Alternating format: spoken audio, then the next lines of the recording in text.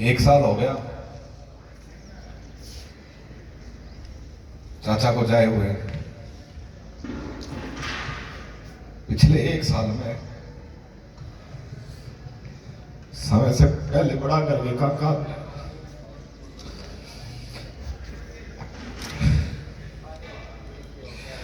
दुख इस बात का है एक साल में ना वो बदमाश पकड़े गए, ना षड्यंत्रकारियों ने जो षड्यंत्र रचा वो पकड़े गए, ना ये घटना घटा जिसने घटवाई वो पकड़े गए,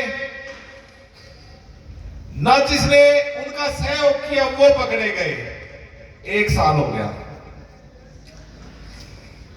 हमें मिला तो सिर्फ आश्वासन मिला, सुनने को ये कहा हाँ कोशिश कर रहे हैं।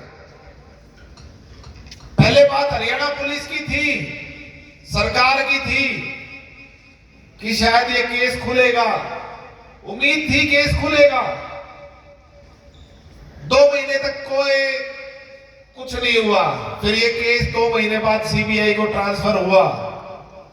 सीबीआई को केस ट्रांसफर होने के बाद आज 1 साल हो गया, जिसमें 10 महीने सीबीआई के भी गए और 2 महीने हरियाणा सरकार के और इस हरियाणा पुलिस के भी गए। ना वे बदमाश पकड़े गए, ना वे षड्यंत्रकारी पकड़े गए। तो इसका मतलब हम समझे तो क्या समझे, इसका मतलब तो यही है सरकार में बैठे हुए कुछ राक्षस इस गुनाह में शामिल है और उन्होंने ये घटना और इस हत्या को अंजाम इसलिए दिया था क्योंकि उनके खिलाफ कोई बोले ना।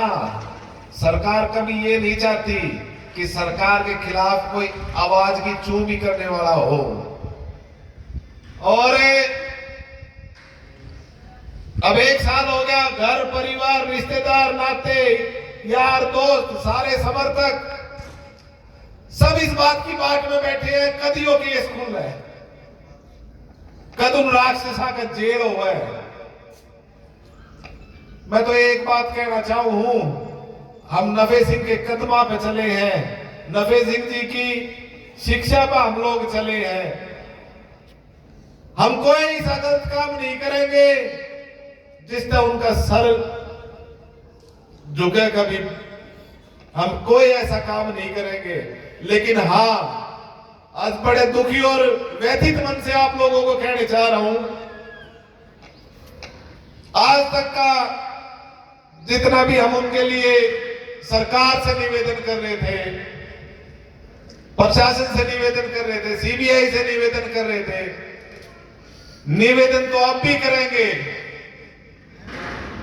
लेकिन राह संघर्ष की होगी। उसमें चाहे किसी आगे तक जाना पड़े, हम जाने के लिए तैयार हैं, कोई दिक्कत नहीं है। धरने करने पड़े, प्रदर्शन करने पड़े, न इस सरकार से डरते, न इस सरकार में बैठे हुए किसी राक्षस से डरते हम, क्योंकि हमने अपना घर का खोया है, हमने वो मोती खोया है जो विरले पैदा हुए हैं। और मुझे दुख तकलीफ है इस बात की कि आज तक उसके ना हत्यारों का पता लगा, ना ये सरकार पता लगा पाई, ना सीबीआई पता लगा पाई, ना ये सीआईडी पता लगा पाई, ना ये सरकार के बैठे नेता पता लगा पाए, क्योंकि इनकी तो नीयत ही नहीं है ये केस खुले। इनकी नीयत ये है, जो सरकार में बैठे राक्षस है, कि ये केस खुले ना और ये परिवार ऐसे ही दबता रहे, ये लोग ऐसे ही दबते रहे और सरकार से डर के घर पे बैठे रहे। लेकिन मैं तो धन्यवादी हूं मेरे परिवार का, मेरी माताओं बहनों, मेरे जानकार जो नफे सिंह जी के समर्थक हैं, जिन्होंने लगातार ना उस चुनाव में अपने आप को मजबूत करते हुए लोगों के सामने अपनी एकता का परिचय दिया, बल्कि लगातार वो परिवार को ढांढस भी बताते रहे और हर छोटी मोटी तकलीफ में हमें साथ भी देते रहे। मैं धन्यवादी हूं सभी का। और मैं तो आपसे एक निवेदन करता हूं, क्योंकि वैसे तो मेरे चाचा ताऊ और यहाँ पे बैठे हैं, लेकिन फिर भी मैं आपसे निवेदन करता हूं कि आप जितने भी यहाँ पे साथी आए हैं, उनके साथ रहने वाले साथी आए हैं, उनके संघर्ष में साथ रहने वाले आए हैं, वो हमारे ध्यान अंकल कहा करते थे किशन जी, योले नफे सिंह चिंता मत कर, चाणिया का तेरा साथ है। और वो उनने प्रूव करा, वो उनके साथ शहीद हुए।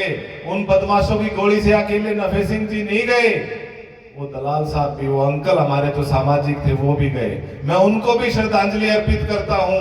और आप सभी से जो संघर्ष के साथी नफे सिंह जी के साथ रहे हैं, आप सभी से निवेदन करता हूं, आप सभी के लिए परिवार ने भोजन की व्यवस्था कर रखी, कृपया प्रसाद लेके जाएं, क्योंकि हम यहाँ श्रद्धांजलि देने के लिए इकट्ठा हुए हैं। आप लोगों की उपस्थिति न केवल परिवार की बल्कि उनके साथ जुड़े हुए हर उस व्यक्ति की हिम्मत बढ़ाती है जो उनके साथ कदम कदम पे साथ रहा। आपका बहुत बहुत धन्यवाद। ओम शांति।